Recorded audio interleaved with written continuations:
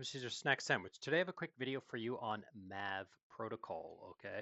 Now, in the past I did do a video on Mav protocol version 1, and I talk a lot about their bin-based concentrated liquidity, how they're different than other concentrated liquidity pools. So you can watch this video and kind of understand it. They also do it kind of explain these bins here with text, so you can kind of pause this and read through these, and you can kind of understand the different modes that they have and how the system kind of it sets itself across different than all other of the concentrated liquidity position AMMs. But today I'm going to be talking about the Maverick V2. There's quite a few different upgrades in here, quite a few different changes in here, and this video is based purely on reading this and trying my best to understand it. Now there's a lot of formulas in here that if you really want to geek out, you want to get in deep, you can dig in here deep, but I'm going to kind of give you an overview and just kind of give you an understanding of the upgrades and the changes that are happening for the everyday user and so forth. Okay, so I'm going to swing over to the flowchart and kind of go through everything there, and that's it. Okay, so here we are on the flowchart. We have Caesar protocol. Caesar has a token. He wants to provide liquidity to his users or his community or whatever. Okay, so he comes to Mav protocol and he sees these new upgrades. And I'm going to go through these one by one as I go through the slides here. Okay, so at first he can use Mav protocol as it always has been. He can provide liquidity with both mode right, mode left, mode both, and static. Okay.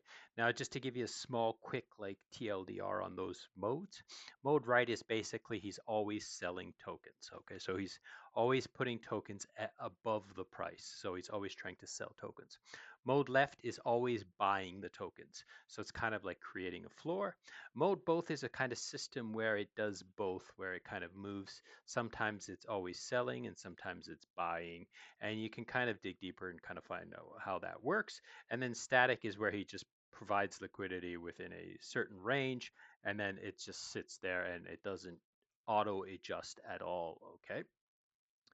Now, of course, his community can now come and join these liquidity pools, so they can add liquidity and they can choose whatever mode they want, and they can kind of provide liquidity to these pools. They can obviously swap tokens through these pools as well, and that's kind of where Maverick version 1 is kind of sitting. There is some boosted pools there, but I'm going to skip the explanation of boosted pools in Maverick version 1 and just kind of talk about the upgrade of version 2. Okay.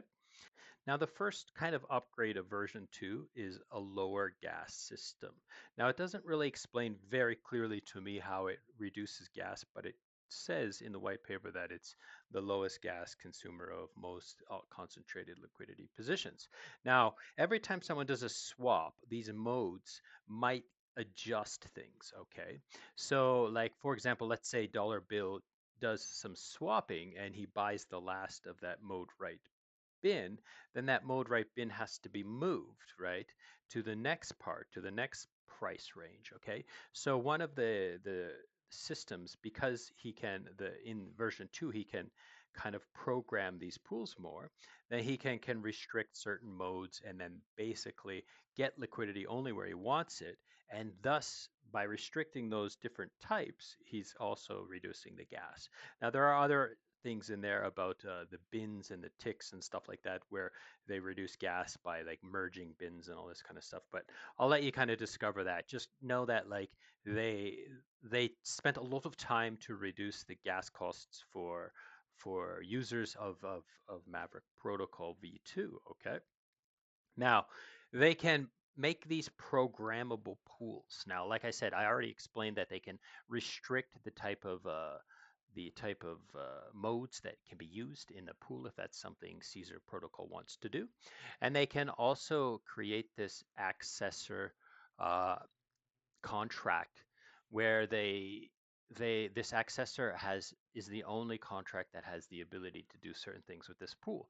So let's say Caesar makes a liquidity pool and he assigns this accessor. It's like a helper contract, and that contract is the only thing that can add and remove liquidity.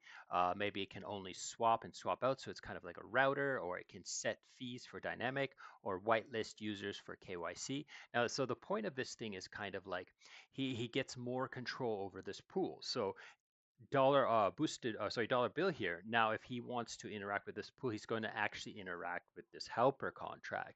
So he maybe Caesar wants to KYC him, so then he can add liquidity, or he wants to whitelist him for whatever reason, and then only those whitelisted addresses can add liquidity to this pool and collect those fees, those trading fees, and so forth.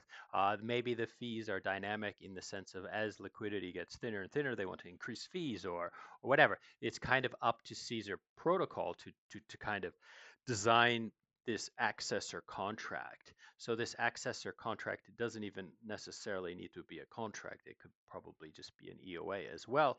But you get the idea is that it kind of will be able to control the liquidity pool more closely and more refinedly. Okay. So that's kind of like programmable pools section. Now, boosted pools. Okay, now these are in version 1, but there are some significant upgrades to version 2. So let's talk a little bit about version 1. Okay, because Caesar Protocol wants specific liquidity for his token. He wants people to, like, let's say that he only wants them to provide static liquidity within a certain range. So then he will create this boosted pool, which will create like a reward contract, like a gauge, right? And then boosted bill here when he or dollar bill when he wants to add liquidity, he will only be able to add liquidity to that specific like restricted pool settings at the current ratio of that pool. So, and he will be creating an ERC20 token instead of an NFT fund, like a concentrated liquidity NFT. And then that ERC20 token can be staked in the reward token like a normal gauge stake and withdrawal and stuff like that, and then can get some rewards. Now these gauges can have up to 5 tokens, and when the pool is created, the gauge is created, and when that like reward contract is created, then Caesar will speculate what are those 5 tokens, and that will be inside that pool. Okay. So it kind of creates an easier user experience for dollar bill. Like he doesn't have much choices. He can kind of just, if I want to get the rewards that Caesar wants to put on this gauge, then I have to kind of do what Caesar protocol wants, okay, and provide liquidity as specified. Moving on. Now, Caesar has to deliver the rewards to this gauge as he pleases. So at any time, if he doesn't want to incentivize that, he cannot deliver those rewards to that. Now he can create a contract to manage this, or he can do it manually or whatever. But the point is that at any time, at any epoch, any week, Caesar's like, hey, I don't want to incentivize this pool anymore. I want to change it to a different one. Then those rewards, can be stopped. He doesn't have to uh, deliver more rewards to that forever.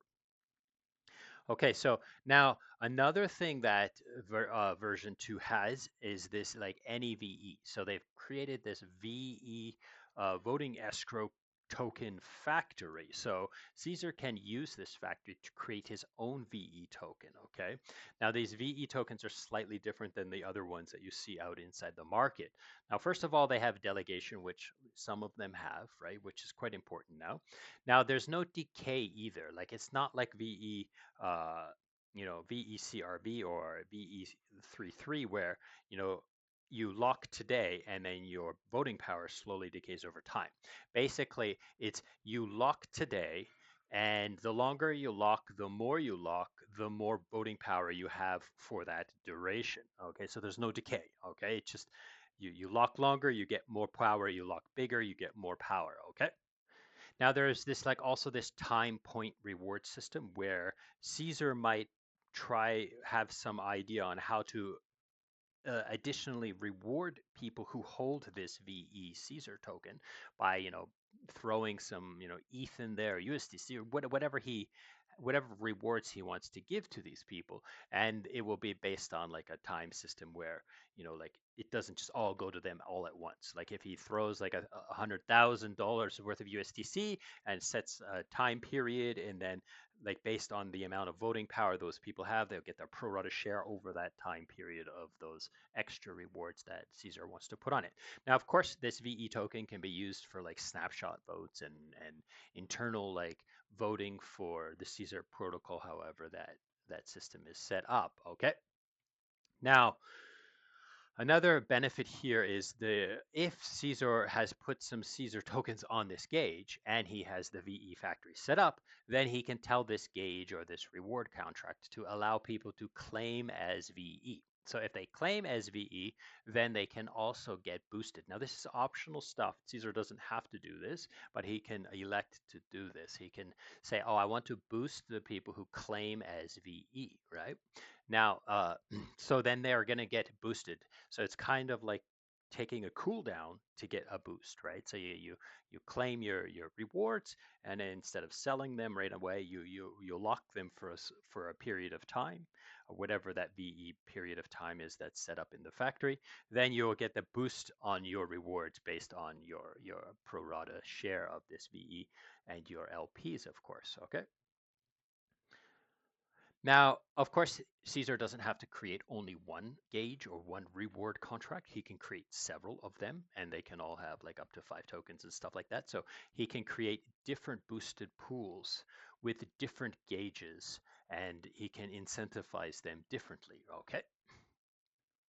Now, the last thing that they talk about is this match contract, matching contract. Okay, so there's this contract that can look at these gauges and match things. Okay, so it's called a vote match based reward system. So how did this work? So let's say dollar bill for some reason he wants to incentivize this gauge, this specific gauge. He can incentivize it, and this contract will watch and then boost, like match that incentivization, or it will use the voting to determine how much to match this contract. So there's one more of these like match-based contracts here. Okay, so that's pretty much it for today. I know it's a little bit complicated and it's kind of there's a lot here. Okay, so this is kind of just a primer to get you started and get you interested and understand it. Now, as always, I would say, go and read the docs, go and join the community, ask more questions, try to find out more